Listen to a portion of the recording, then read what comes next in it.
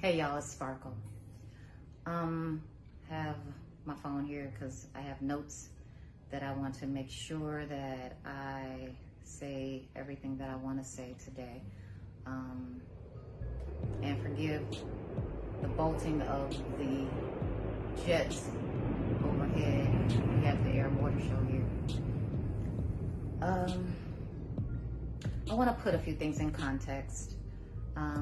I'm letting those who really know, support, and love me know that this is a family feud. Yesterday was a day I didn't think I'd ever see. Nevertheless, at this point, I'm pretty much prepared for anything. After I learned my niece was cooperating with the investigators, I prayed and I thanked God. Also, I did some thinking, as I often do, throughout this whole process. Asked myself, if I were them, what could be said that legitimately make this make sense and spare them from crazy?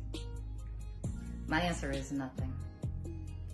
Knowing that there's no right answer to explain their ongoing actions and years of support for Robert once learning about that tape, the clear plan is to try to take me down because I've been so vocal. I knew that there was some anger and resentment because of my stance, which is why I'm like, okay, they're going to handle it their way, and I'm going to handle it my way. And I was thinking, one day, my niece will be older and we'll have a real heart-to-heart conversation.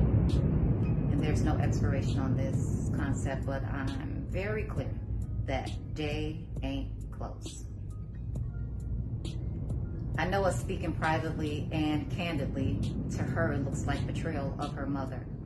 But now being an adult, I was hoping she was closer to being more independent thinking at this point.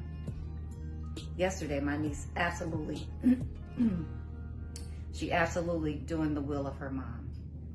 This is another form of the terrible decision making of her mom. And in my opinion, the unfortunate continuing allegiance to Robert. As the youngest of the group, and all I've ever known was family and community.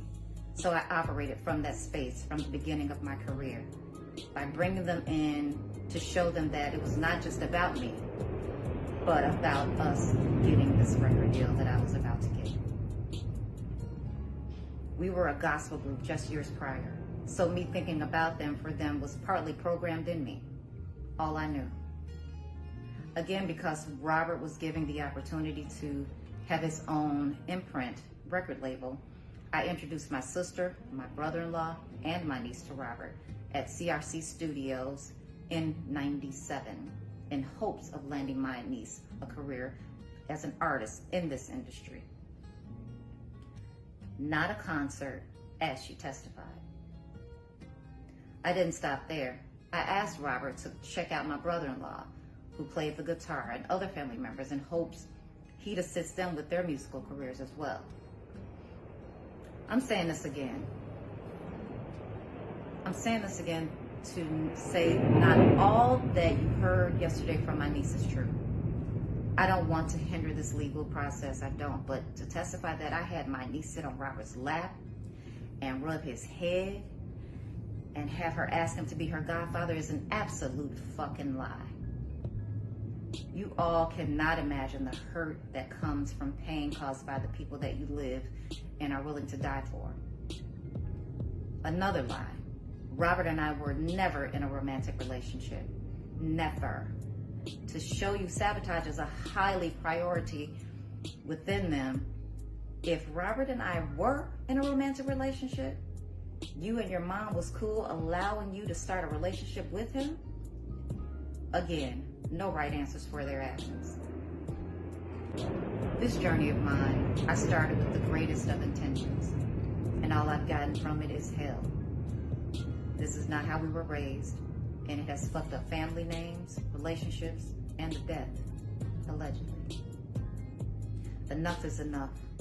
I've endured being not believed before, so my niece's false statements don't bother me as much as her mindset and willingness to tell the lies. I'm certain it's from her mom. Certain. But she's now old enough to start bearing some level of responsibility of her actions. I love her more than life itself. So this is all I'm going to say regarding her and her mother, unless I have to.